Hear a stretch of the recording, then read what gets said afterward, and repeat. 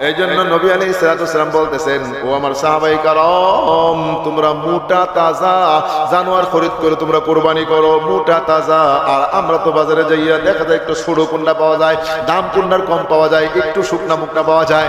না না না, ও মিয়া প্রতিযোগিতা করার জন্য না, মানুষের সাথে প্রতিযোগিতা না, এই দিলের সাথে প্রতিযোগিতা, আল্লাহর সাথে প্রতিযোগিতা, মুহাম্মদুর রাসূলুল্লাহ সাল্লাল্লাহু আলাইহি সাল্লামের কথার সাথে প্রতিযোগিতা আমরা করব।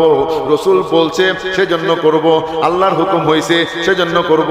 মানুষ আমাকে বলবে আরে বিয়ে এত বড় জানোয়ার খরিদ করছে, মোটা তাজা জানোয়ার, এটার জন্য না, আমি একমাত্র মাওলাকে রাজি করার জন্য।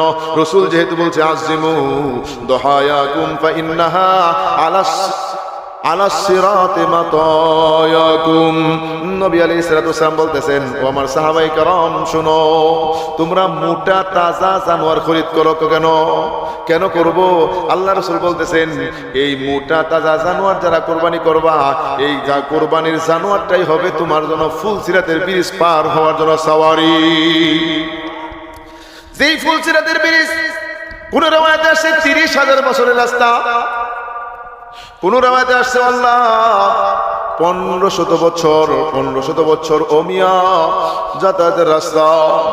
আবার এটা কত জানেননি ও মিয়া? এটার নিচে হলো জাহান্নামের আগুন, উপরে হলো ব্রিজ। ব্রিজটা কি? এগুলো রড যেগুলো দেওয়া হবে, এটা ঢালাই মালাই দিয়ে দেওয়া হয় না? না না, কোনো ঢালাই হবে না, ওটার মধ্যে কোনো ঢালাই নাই। তো ওটার মধ্যে কি আছে ও মিয়ার? রড গুলা এমন ভাবে ধারালো, তরবারি কি দার, এর চেয়ে আরো কঠিন দার হবে। ওই রডগুলি পরিমাণ দার হবে, এটার উপর দিয়ে যাওয়ার জন্য বলা হবে, ওই যে তোমার জান্নাত, প্রত্যেকটা মানুষের জন্য জান্নাত বরাদ্দ করা হবে। যদি তুমি যাইতে পারো জান্নাতের মালিক হইতে পারবা, আর যদি না যাইতে পারো এখানেই তুমি পড়ে যাইবা, জাহান্নাম তো নিচে, এখানে দিয়ে উপরে দিয়ে হাইটা যাও। আর হাঁটার জন্য যখন পা দিবে, কিতাবে এমন ভাবে আসছে দোস্ত, যেই মাত্র ওই ব্রিজটার মধ্যে, রডের মধ্যে পাও দেওয়া হবে, হাঁটু পর্যন্ত পাও কাইটা চিরা রডটা ঢুকে যায়। এরপরে আপনি আবার এই পাও যখন ঢুকাবেন, আরে কষ্ট, এমন চিল্লা পাল্লা দরবারে শুরু করবে, আর তো পিছনে রাস্তা নাই, পিছনে হাঁটার কোনো রাস্তা নাই, সামনে আপনার যেতে হবে। এইভাবে পাও কাটতে থাকবে, পাওটা আবার যখন উঠাবেন ভালো হয়ে যায়, আবার বাম পাও ফেলাইবেন, এটাও কাইটা টুকরা টুকরা হবে, আবার ভালো হয়ে যাবে। এইরকম ভাবে সামনে যাইতে যেতে কদ্দূর যাওয়ার পরে আর তো পাও চলে না, এখন কাইতিয়ে পড়বে, কাইতিয়ে যখন পড়বে ওটাও তো মিয়া ধারালো রডের মধ্যে পড়বে, কাইটা টুকরা জাহান্নামের মধ্যে পড়বে। আরে কঠিন অবস্থা। নবী আলাইহিস সালাতু ওয়াস সালাম বলতেছেন, ও টাকাওয়ালা পয়সাওয়ালা যাকে আল্লাহ সমর্থ দিছে, খবরদার খবরদার, এই তো মহাম, এই সবের থেকে তোমরা বঞ্চিত হয়েও না, মাহরুম হয়েও না। আপনি কোটি টাকার মালিক, আপনার গাড়ি বাড়ির অভাব নাই, ইজ্জত সম্মানের অভাব নাই, আমি বলি এইগুলো অনর্থক। আপনার কোনো ইজ্জত নাই, আপনার কোনো সম্মান নাই, আপনার কোনো ভবিষ্যৎ নাই, কি কোন হুজুর 100 কোটি টাকা মালিক? আমি 100 কোটি টাকার মালিক আপনার কতক্ষণ? যতক্ষণ এই দমটা আপনার কি আছে, সিনার মধ্যে আছে। जिंदगी इंसान की एक दम के सावा कुछ नहीं, दम हवा की मुझे है दम के सावा कुछ भी नहीं। হায়াতের জিন্দেগি কতক্ষণ নির্ভর করে এই নিঃশ্বাসটা আপনার দেহের মধ্যে আছে। নিঃশ্বাস বেরিয়ে গেছে, হায়াতের জিন্দেগি খতম, আর আপনার কোনো মূল্য নাই। ও দোস্ত, তাহলে ওই ব্যক্তি সফল কাম, দুনিয়াতেও ইজ্জত, মৌতের টাইমে ইজ্জত, হাসর মিজান ফুলসিরাত, এরপরে আখিরাত জান্নাতে যাওয়া পর্যন্ত আল্লাহ সম্মানের সহিত যাকে জান্নাতে ঢুকায় দেয়, এই ব্যক্তি সফল। দুনিয়া কামাই করলাম, পরকাল কামাই করলাম না, এই ব্যক্তি নাকাম, এই ব্যক্তি নাকাম। এই জন্য পরকাল কামাই করার জন্য দোস্ত আবার কি করতে হবে? এরকম সওয়াব কামাই করে নিতে হবে। এইগুলা কিছু আমল আছে, একমাত্র এইগুলো শুধু মুহাম্মদুর রাসূলুল্লাহ সাল্লাল্লাহু আলাইহি সাল্লামের জন্য খাস, উম্মতের জন্য খাস। অন্য নবীর উম্মতেরা এই সব এইগুলো পায় নাই, আমরা পাইছি। কিরকম? নবী আলাইহিস সালাতু ওয়াস সালাম বলতেছেন যে কুরবানির দিনে, আমরা তো কুরবানি করি, কুরবানি এই পরিমাণ ফজিলত। নবী আলাইহিস সালাতু ওয়াস সালাম একদিন সাহাবায়ে কেরামকে বলতেছেন, আমার সাহাবীরা, তাই নয়, আমাদের বোন ফাতেমা রাদিয়াল্লাহু তাআলা আনহাকে বলতেন, ও ফাতেমা, তোমার জানোয়ার যখন কোরবানির জানোয়ার জবাই করবে, তখন তুমি কি করো? ওই কোরবানির জানোয়ারের পাশে যায় দাঁড়াও, পাশে যায় দাঁড়াও। পাশে দাঁড়াবো, ইয়া রাসূলুল্লাহ, আব্বাজান কেন আমি ওখানে দাঁড়াবো? দাঁড়াইলে কোনো লাভ আছে কিনা? আল্লাহর হাবিব জনাবে মুহাম্মদ রাসূল সাল্লাল্লাহু আলাইহি সাল্লাম বলতেছেন, হ্যাঁ লাভ তো আছে, কি লাভ? লাভ হলো যখন তোমার কোরবানি, তোমার পক্ষ থেকে কোরবানির জানোয়ারটা জবাই করা হবে, ওই জানোয়ার জবাইয়ের সময় এই প্রথম তরবারি চালানোর পরে, ওই ছুরি চালানোর পরে গলার থেকে রক্তের ফোঁটা ওই জমিনে পড়ার সাথে সাথে আল্লাহ পাক রব্বুল আলামিন তোমাকে মাফ করে দিবেন। শুধু তাই নয়, বোন ফাতেমা রাদিয়াল্লাহু তাআলা আনহা বলতেছেন, ইয়া রাসূলুল্লাহ, এটা কি শুধু আপনার মেয়ে, আপনার কন্যা ফাতেমার জন্য, না কিয়ামত পর্যন্ত আনওয়াল উম্মতের জন্য? আল্লাহর রাসূল বলতেছেন, ও ফাতেমা শোনো, এটা শুধু তোমার জন্য নয়, এটা আমার সমস্ত উম্মতের জন্য, কিয়ামত পর্যন্ত আনেওয়ালা যত উম্মত আছে সমস্ত উম্মতের জন্য এই ফজিলত। যারা যারা কুরবানি করবে, আমরা তো অনেক মানুষ এমন আছি, যাও আমার পক্ষ থেকে কুরবানিটা করো, না না না, ও মিয়া কুরবানি করবা মহব্বতের সহিত, এটা স্মৃতি চারণ করি তো আমরা অনেক সময়। আরে স্মৃতিচারণ, ইব্রাহিম আলাইহিস সালাম যখন আল্লাহকে রাজি খুশি করার জন্য নিজের কলিজার টুকরা সন্তানটারে ওমিয়া কোরবানি দেওয়ার জন্য তৈরি হয়ে গেল।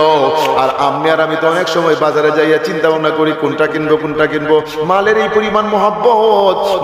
পরিমাণ মহব্বত, আল্লাহকে রাজি খুশি করার জন্য জানোয়ারটা একটু মোটা তাজা কিনবো, একটু বেশি টাকা দিয়ে কিনবো, না কিনতে পারি না।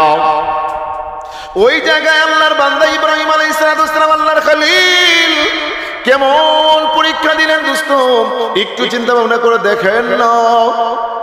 এইদিকে ইতিহাস বলতে গেলে সময় চলে যাবে, ওটা আমার মাকসাদ না, সময় একবারে কম। ও দোস্ত, তাহলে চিন্তা ভাবনা করে দেখেন না, আমার আপনার মহব্বত মালের দিকে বেশি না আল্লাহর দিকে বেশি? যদি আল্লাহর দিকে বেশি হয় তাহলে তো কোরবানি আমাদের করা উচিত ছিল। অনেক মানুষ তো অজুহাত দেয়, হুজুর কোরবানি এবার করতে পারবো না।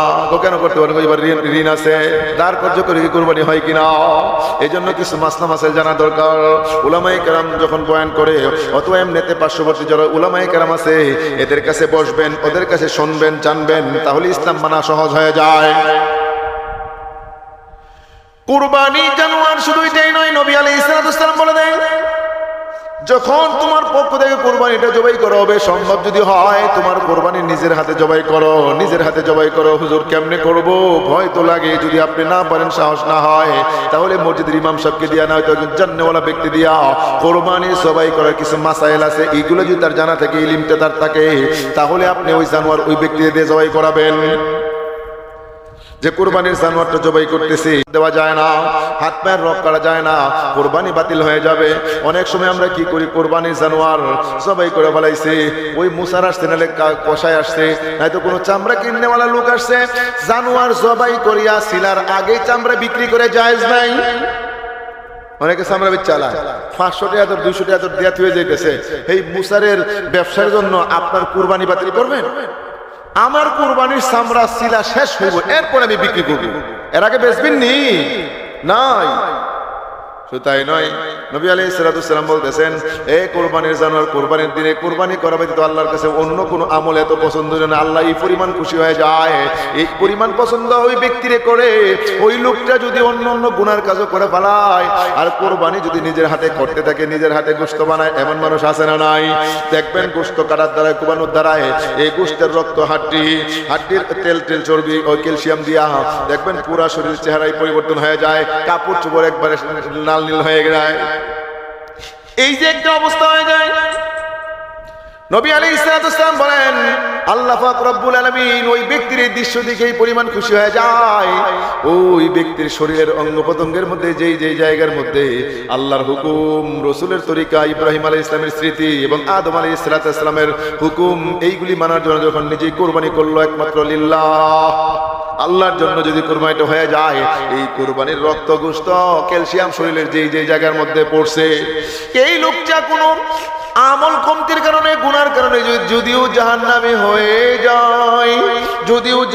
হয়ে যায়, আল্লাহ পাক রব্বুল আলামিন এটার বদলতে জাহান্নামের আগুন ওই ব্যক্তির শরীর পুরানোর ক্ষমতা রাখে না।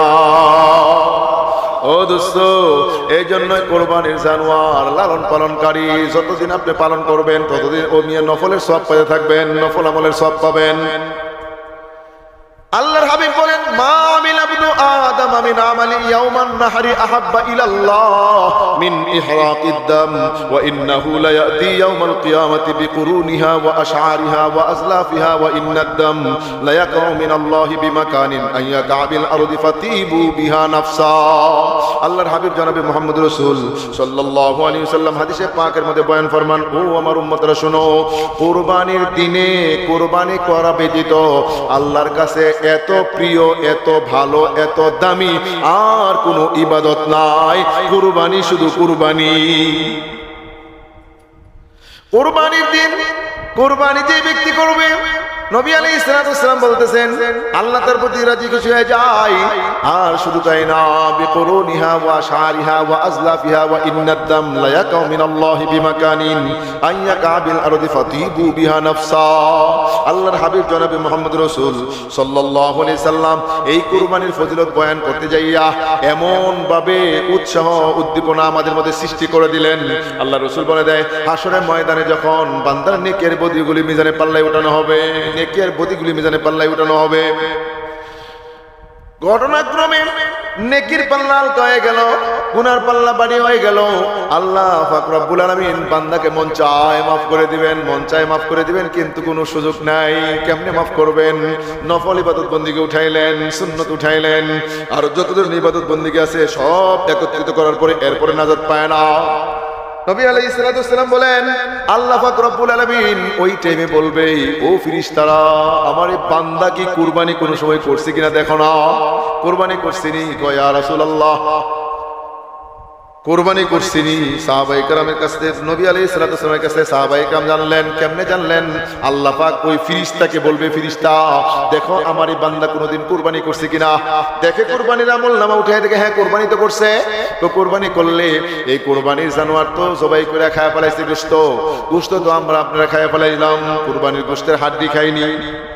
বড় হাড্ডি খাওয়া যায়? পায়ের হাড্ডি, নলার হাড্ডি ফেলায়া দেই, মাথার শিং আমরা ফেলায়া দেই, চামড়াও তো আমরা খাই না, পশমগুলি আমরা খাই না, পায়ের খুরালি আমরা খাই না, সব ফেলায়া দেই। এইগুলি তো আমাদের জন্য খাওয়ার অনুচিত, ফেলায়া দেই। এই যে ফেলায়া দিলাম, নবী আলাইহিস সালাতু ওয়াস সালাম বলতেছেন, আল্লাহ পাক বলে ফেরেশতাদেরকে বলে, ও ফেরেশতারা, আমার বান্দা কুরবানি করছে, গোশত খাইছে, হাড্ডি তো খায় নাই।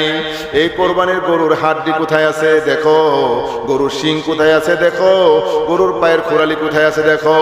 সব আল্লাহ পাকের হুকুমে ফেরেশতারা জমা করবে। ও ফেরেশতারা, এই কুরবানির জানোয়ার যে রশি দিয়ে বাঁধা ছিল, ওই রশিটা কোথায় নিয়ে আসো। আর ওইগুলি জমা করার জন্য আল্লাহর কাছে অসম্ভব। বলেন না, বলেন না, ইন্নামা আমরুহু ইযা আরাদা শাইআন আইয়াকুলা লাহু কুন ফায়াকুন। আল্লাহ পাক রব্বুল আলামিন কোনো কিছু তৈরি করার জন্য, কোনো কিছু মওজুদ করার জন্য, কোনো কিছু সৃষ্টি করার জন্য চেষ্টা, মেহনত, কোশিশ কোনো কিছু করা লাগে না। একমাত্র শুধু একটা শব্দ ব্যবহার করে, কোন। এই কোন শব্দ প্রয়োগ করার সাথে সাথে অমিয়া ফায়াকুন মওজুদ হয়ে যায়, জিনিস উপস্থিত হয়ে যায়।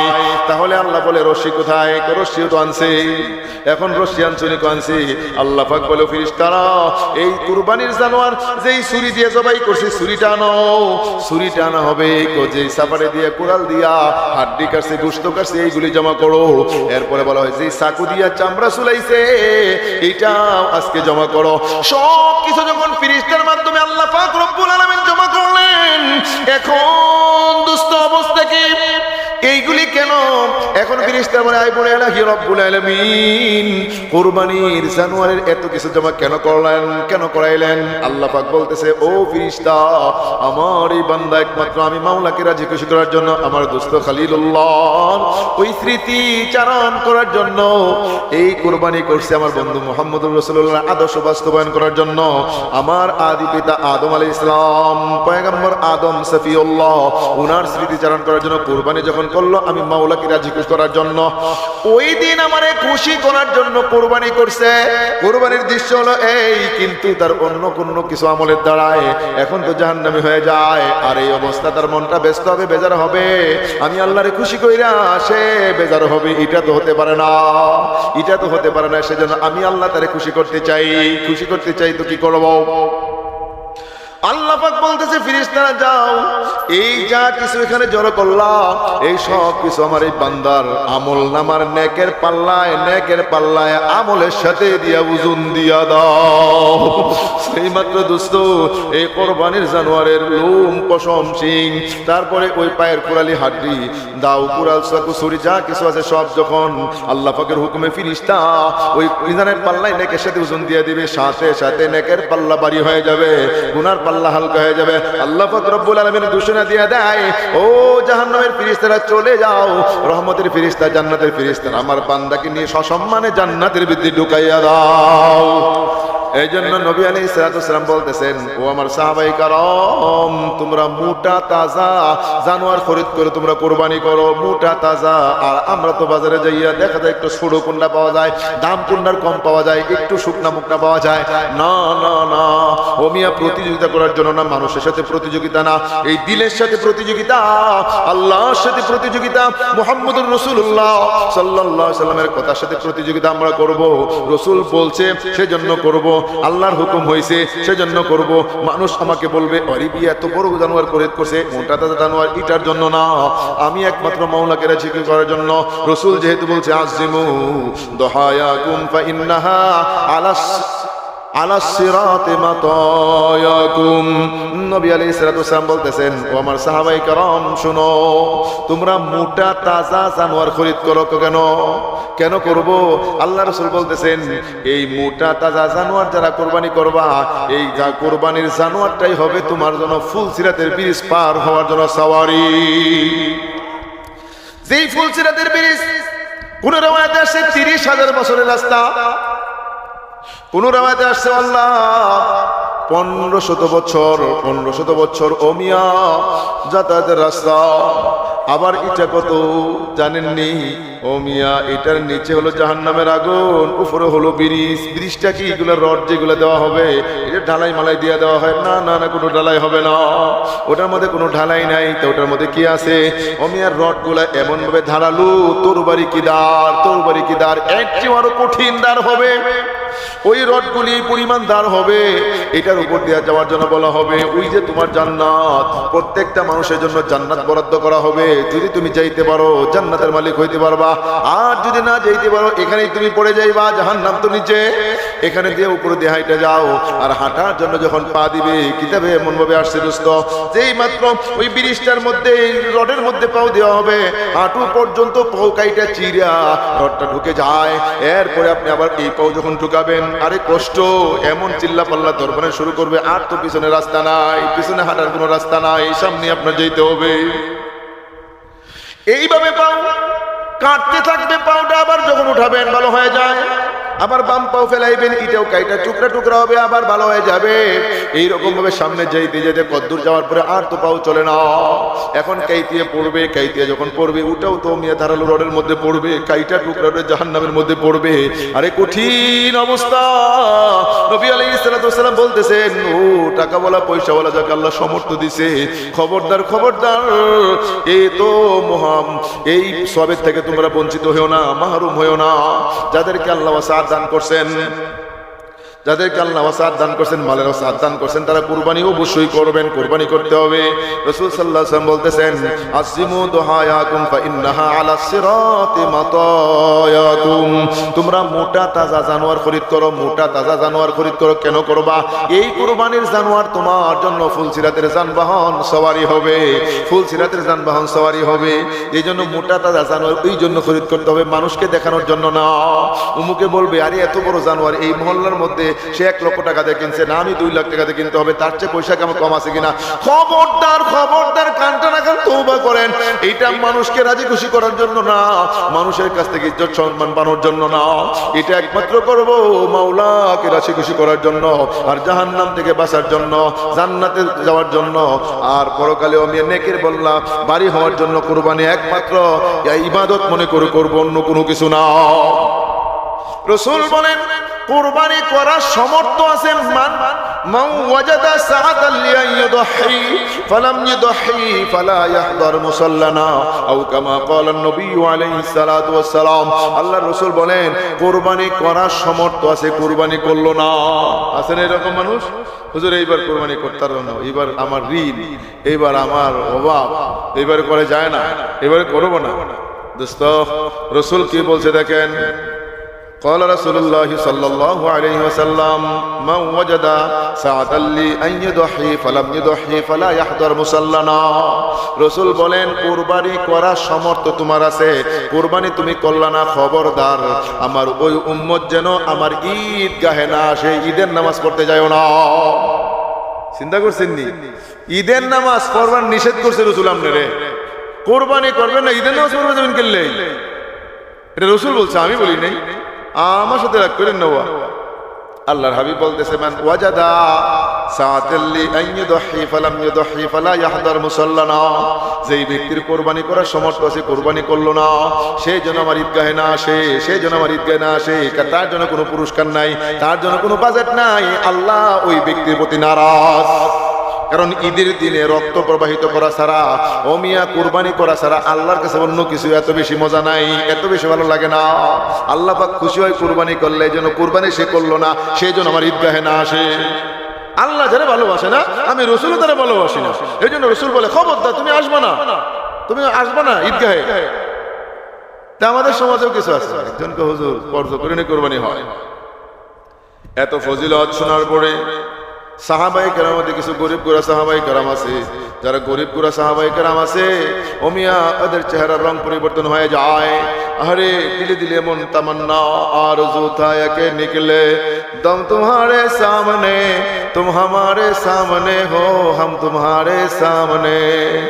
অনেকের দিলের মধ্যে এমন তামান্না আসে না, নাই কি তামান্না ও মিয়া, তখন এরকম আফসোস করতে হারে আমি তো গরিব মানুষ, আমি যদি ধনী হইতাম, টাকা পয়সা আমার থাকতো, মালের মালিক যদি হইতাম, তাহলে তো আমি আজকে কোরবানি করতাম, কোরবানি করার ফজিলত সব তো আমি পেতে পারতাম।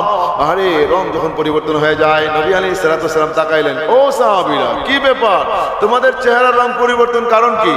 একজন বইলা বলেছে, ইয়া রাসূলুল্লাহ আমি তো গরিব মানুষ, আমার মাল নাই, আমার যদি ধনী হইতাম আমি না কুরবানি করতাম, তা আমরা বুঝি সবের থেকে মাহরুম হয়ে গেলাম, এত সব, তা আমরা বুঝি মাহরুম হয়ে গেলাম। ইয়া রাসূলুল্লাহ, আল্লাহ রাসূল মুস্কি হাসি দিয়া গো সাহাবীরা, না না না, তোমাদেরকেও আল্লাহ পাক মাহরুম করেন নাই, সুবহানাল্লাহ কইতেন না।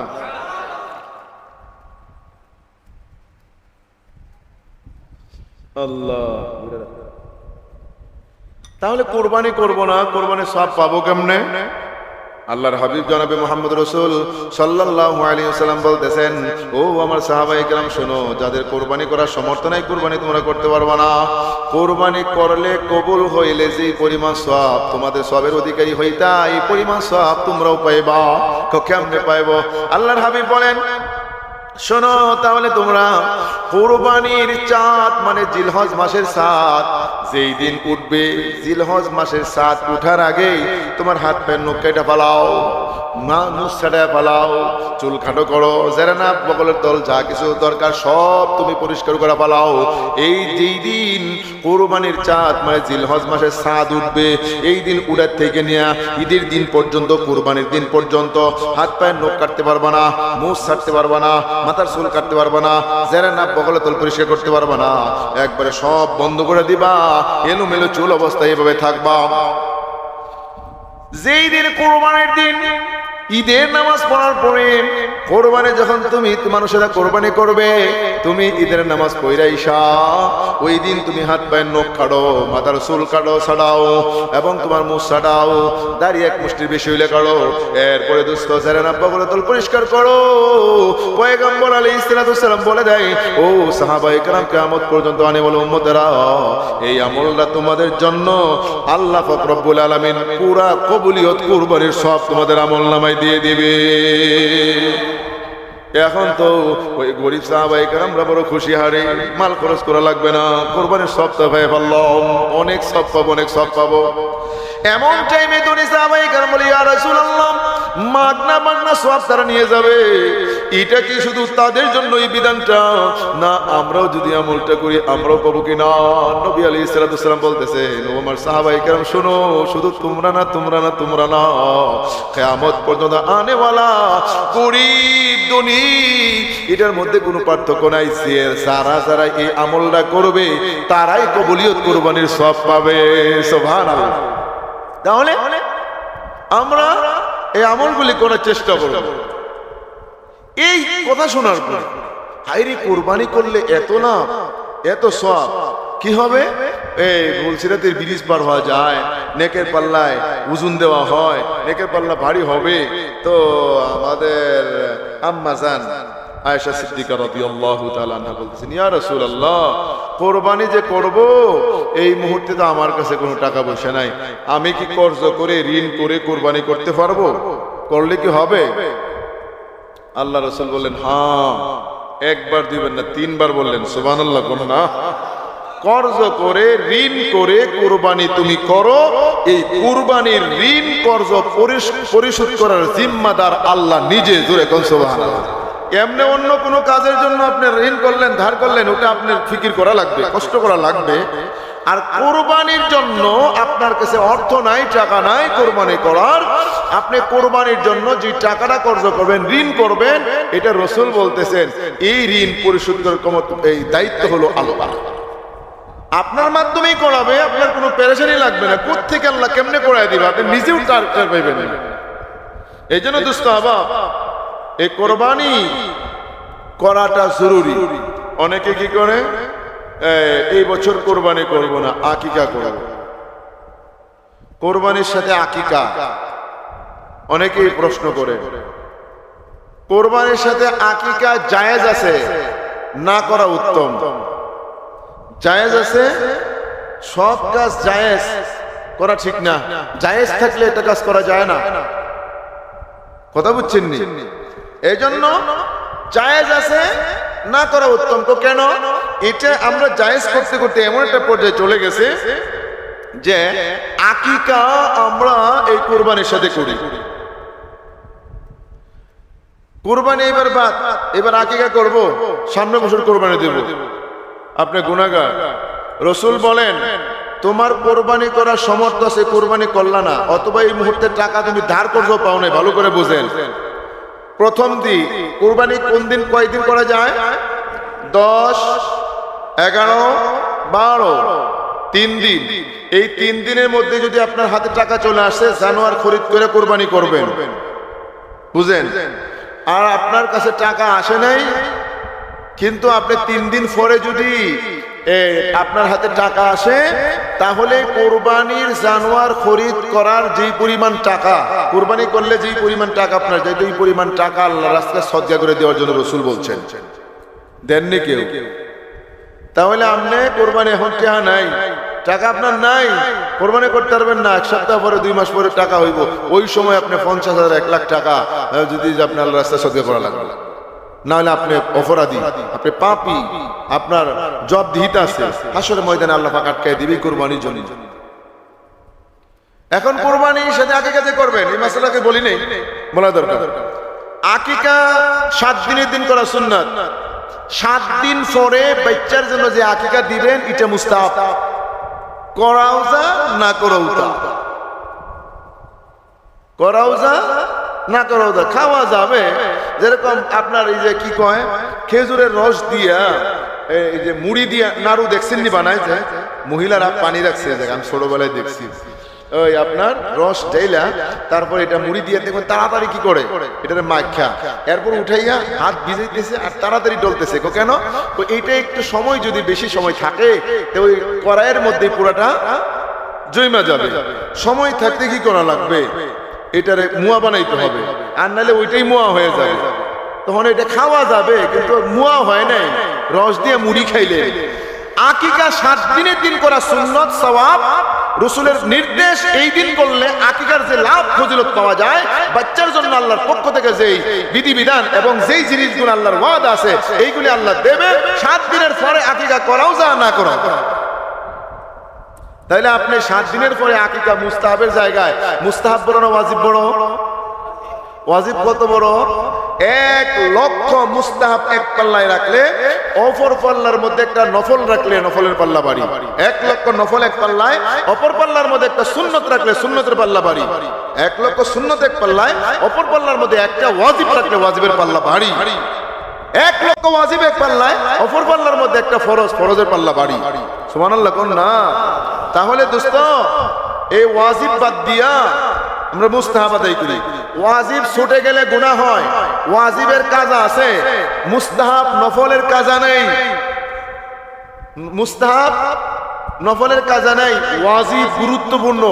যেরকম কারো এশার নামাজ কাজা হইছে, 4 রাকাত ফরজ আদায় করবেন, নফলের সুন্নতের কোনো কাজা নাই, 4 রাকাত ফরজ আদায় করবেন, পাশাপাশি 3 রাকাত ভিতরের নামাজ আছে। ভিতরের নামাজ হলো ওয়াজিব, এই আপনার ভিতরের নামাজ কাজা আদায় করতে হবে।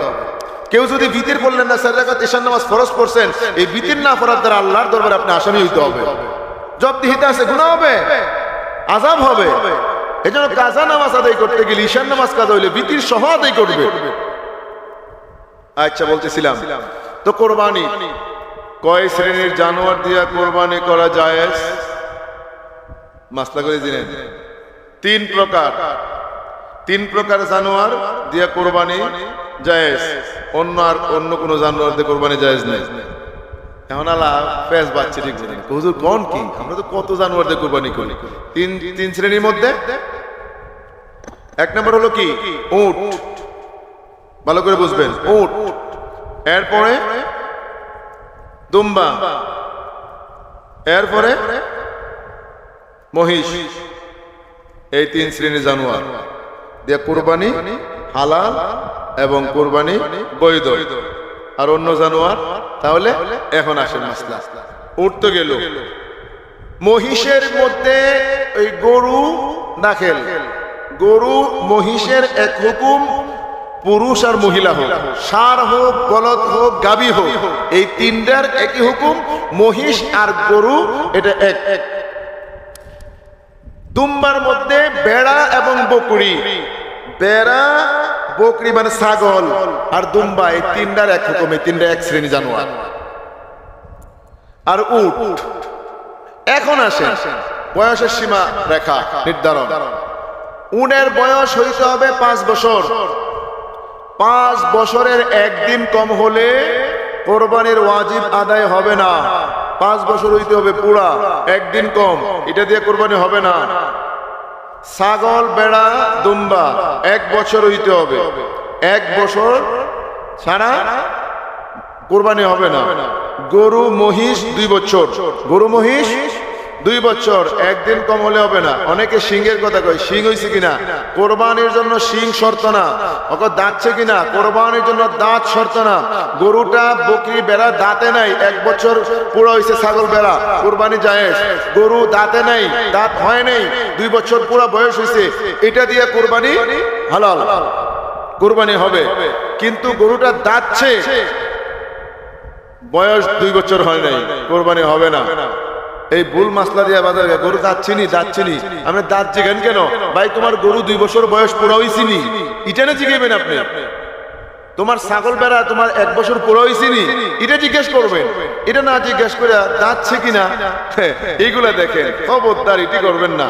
এইভাবে কোরবানি বাতিল হবে। কোরবানির জানোয়ার সম্ভব হয় যদি একা একা করার চেষ্টা করবেন, একা না পারলে এটার সাথে অংশ নেওয়া যাবে। মহিষ, গরু, উট অংশ নেওয়া যায়, ছাগল, বেড়া, দুম্বা এটির সাথে কোনো অংশ নেই। একটা বিতর্কিত মাসলা, বিভিন্ন সময় এশকাল করে বয়, মাসলাও বলে দেই। দুম্বার বেলা একটা মাসলা আছে, দুম্বার বেলা শুধু, আর সবচেয়ে 1 বছর পুরো, একদিন কম না। দুম্বার বেলায় 6 মাসিক দুম্বা যদি, যে একটা দুম্বা 2টা বাচ্চা দেয়, একটা বাচ্চা দিছে, একা এই পরিমাণ দুধ খাইছে, 2টা বাচ্চা 1 বছর বয়স হয়ে দুধ খাইলে যেই পরিমাণ বড় হয়, 6 মাসে ওই দুম্বার বাচ্চা এতটুকু বড় হয়ে গেছে।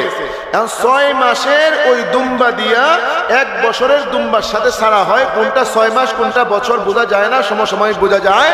ওই 6 মাসিক দুম্বা দিয়ে কোরবানি জায়েজ, 6 মাসের দুম্বা দিয়েও কোরবানি জায়েজ হবে। কিন্তু ছাগল যতই বড় হোক না কেন 1 বছর পুরো হইতে হবে, বেড়া যত বড় হোক না কেন 1 বছর পুরো হইতে হবে। কিন্তু খাস সিফ শুধু দুম্বার বেলায় এই মাসালা, দুম্বার বেলায় এই মাসালা। এখন খরিদ করলেন জানোয়ার, খরিদ করার সময় অনেকের বাউ খারাপ হয়ে যায় গাওয়া, এমনি আমনে ওজন করেন। খবরদার, কোরবানির জানোয়ার গোশত ওজন করে আন্দাজ করে মাফিয়া টাফিয়া কিনা জায়েজ নাই। কোরবানির সওয়াব কমে যায়, অনেক সময় কোরবানি বাতিল হয়ে যায়। কেমনে? দেখ ওই গরুর মধ্যে কয় মণ গোশত হবে, তাহলে তো আপনি কোরবানি খাওয়ার জন্য করলেন, খাওয়ার জন্য করলেন। আরে খাওয়া তো আমাদের জন্য সে হালাল। এই কোরবানির জানোয়ার খাওয়া হালাল ছিল না, অন্যরা কোরবানি করত। আদম আলাইহিস সালামের দুই সন্তান হাবিল আর কাবিলকে, যে মানে এটা ইতিহাস বলতেছি না, কোরবানি করার জন্য আল্লাহর পক্ষ থেকে নির্দেশ। আদম আলাইহিস সালাম কোরবানি করার জন্য বললেন, তো কোরবানি যারটা কবুল হয় তার সাথেই তার দ্বিতীয় প্রাণ না আকলিমাকে বিবাহ দেওয়া হবে। কি কথা বললেন! সুন্দরী আকলিমা। এখন হাবিলের সাথে যে হয়েছে কালো, মানে কাবিলের ভাগে পড়ছে। এখন কাবিলকে আমি কালা বিয়ে করতাম না, আমার সাথে যে হয়েছে এর বিয়ে করাম। আদম আলাইহিস ইসলামের শরীয়তের মধ্যে আল্লাহর পক্ষ থেকে বিধান ছিল যে ওই সময় হাওয়া আলাইহিস ইসলামের গর্ভের থেকে প্রত্যেকবার দুইটা করে সন্তান জন্মগ্রহণ করতেন, একটা ছেলে একটা মেয়ে। ওরা একসাথে যারা জন্ম হয়েছে এরা সহোদর ভাই বোন হিসেবে গণ্য হইত। পরের বার যে দুইজন জন্মগ্রহণ করবে ওইটাও একটা ছেলে একটা মেয়ে, পরস্পর ওরা ভাই বোন সহোদর ভাই বোন হিসেবে গণ্য হবে। আগের আর পরের এদের ভাই বোনের মধ্যে সম্পর্ক নাই। এই জন্য আগের জন্মের ছেলে পরের জন্মের মেয়ে, আগের জন্মের মেয়ে পরের জন্মের ছেলে, এইভাবে বিবাহ বন্ধনে আবদ্ধ করা জায়েজ ছিল, শরীয়তে বিধান ছিল। তো ওই টাইমে হাবিলের ভাগে পড়ে গেছে,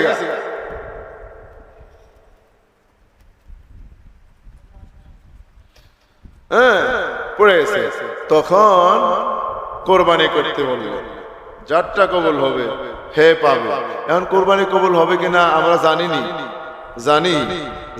কেন জানি না জানেন? আহারে, আমার আপনার নবী কেমন নবী, কেমন দয়াল নবী। আহারে, নাজা হে আয়ে খুদা উম্মতানে মুস্তফা जो हमको नबी दिया तो फखरे रसूल दिया, बड़ी किस्मत हमारी है कि उम्मत में शुमारी हो, भरोसा दिन दुनिया का तुम्हारा या रसूल अल्लाह। আমাদের বড় সৌভাগ্য, আমাদের বড় ফখর, আমরা ভাগ্যবান উম্মত। কিরকম?